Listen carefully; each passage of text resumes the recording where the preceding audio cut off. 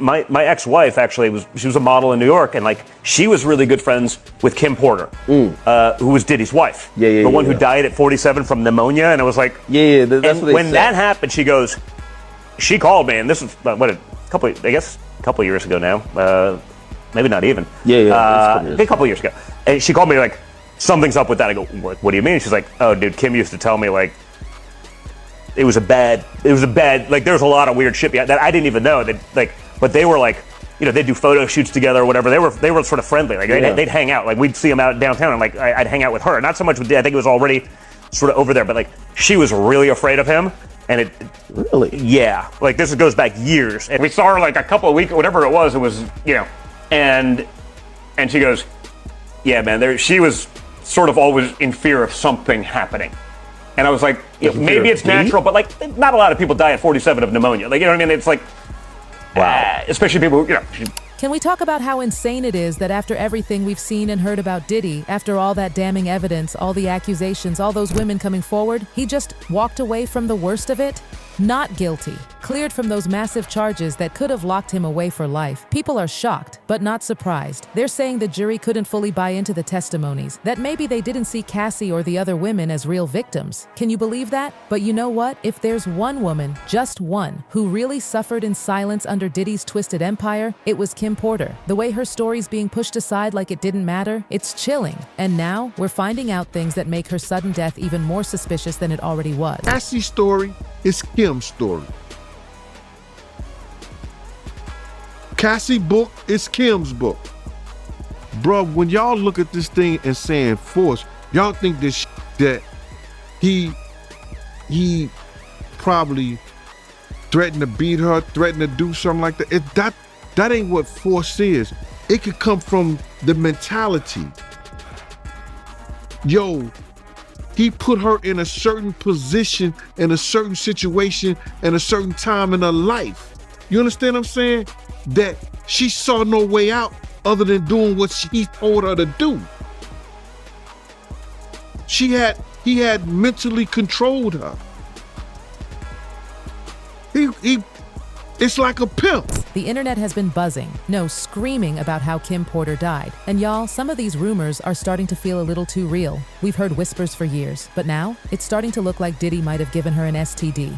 Yeah, you heard that right, HIV. And that might be the real reason why her death was so quickly brushed under the rug. Think about it. Diddy has the power, the money, the control. If word got out that Kim was sick because of him, it would have crushed his image, his empire, everything. So no one asked questions. No one dared, but we're asking now. And what we're finding, it's dark. But once you look at this and say, this is supposed to be a trial about criminal sex trafficking RICO, as in there's an infrastructure. There were cameras all over P. Diddy's apartment. He was running effectively a blackmail extortion ring, and this entire prosecution has been reduced now to two witnesses, Cassie and Jane Doe. Once you start viewing this prosecution as the cover-up and not the exposing of the criminality. During Diddy's trial, the testimonies were shocking, but nothing hit harder than Cassie's. We all knew Diddy had his kinks, right? The freak-offs, the baby oil, the wild parties. But Cassie? She exposed how deep and damaging it really was. What started out as twisted fun quickly became her job. 4-day-long freak-offs, no rest, no care, just constant pressure to satisfy his disturbing desires. She couldn't even focus on her career anymore. Her music, forgotten. Her body, worn out. She got UTI after UTI, so much so that regular antibiotics didn't even work for her anymore.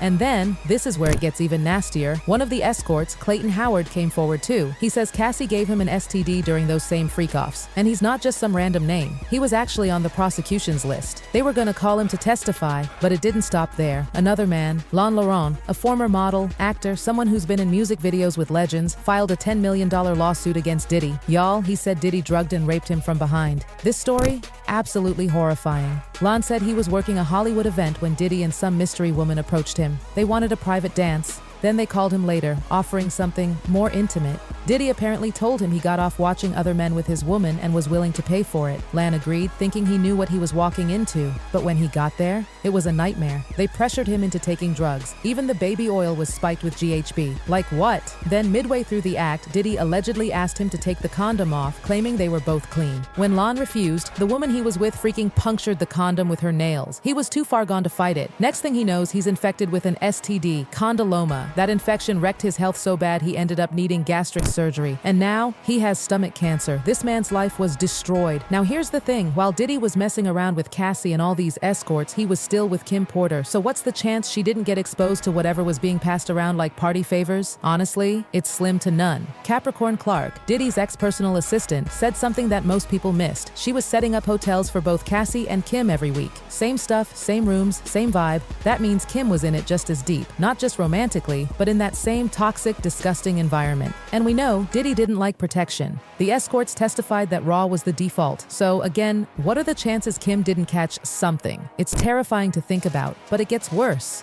So let's go back to Kim, a beautiful, successful, beloved woman, a mother, a partner, someone people in the industry deeply respected. And yet, at just 47 years old, she's gone. Officially, it was pneumonia. But let's be real, does that sit right with anyone? Because it sure doesn't with the people who knew her best. Kim's death was way too sudden. And even more suspicious, how fast the case was closed. The moment the autopsy said lobar pneumonia, it was like the story was over. Case shut. Move on. But no, we're not moving on. Her close friend Cola Booth said what we've all been thinking. She said she always quietly blamed Diddy for Kim's death. She saw what Kim endured behind the scenes. She saw the pain, the silence, the way Kim was isolated, locked away from everyone. Cola went even further in a tweet that shook the internet. She said, "Rich black women don't die from pneumonia at 47.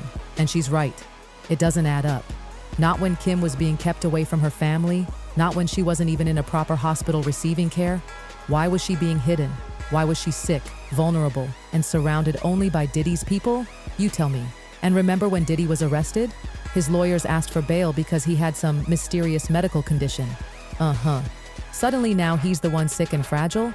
It really makes you wonder, what does he have? What is he hiding? Because if these stories are true, if multiple women and even men were being passed around, drugged, pressured, and left sick, then what Diddy's carrying might have been a lot more than just trauma. And that brings us back to Kim, and this one hurts. Not gonna lie, they said, every time I watch the Diddy trial updates, I wonder how much Kim Porter tolerated. She literally died with all her secrets, probably to protect her kids from knowing what their dad really was. Just think about that, dying with secrets, dying with shame, dying alone, when all along she could have been protected. But instead, she was part of something much darker. And that's why people won't stop talking about Kim. Not because they want to drag her name, but because she deserves justice. She deserves the truth to come out. She deserves to be more than a side note in Diddy's downfall. This man built his entire empire on smoke, mirrors, and manipulation. And if even half of what these victims are saying is true, then Diddy has been orchestrating hell behind closed doors for years. But Kim, she might have been the key, the one person who saw everything, endured everything, and paid the ultimate price for staying silent. So here we are, years later, still asking, did Kim Porter really die from pneumonia, or was that just the story they wanted us to believe? Let's be honest, how many more people have to suffer? How many voices have to be ignored? How many sealed autopsies and redacted reports and missing witnesses does it take before someone finally says it? Diddy's hands are not clean. He didn't just hurt careers, he destroyed lives. And Kim Porter, she might be the biggest tragedy of them all. So what now? Well, people are already calling for Kim's case to be reopened. They want that autopsy unsealed. They want a second investigation. And frankly, they're right to ask for it. Because too many women like Kim have had their stories buried with them. But not this time. We're not forgetting. We're not letting it go. And Diddy, this is just the beginning. Make sure you like and subscribe because trust me, this rabbit hole is only getting deeper. And I'll be here digging through it all, piece by piece. Bye, Betties. Bye, peace.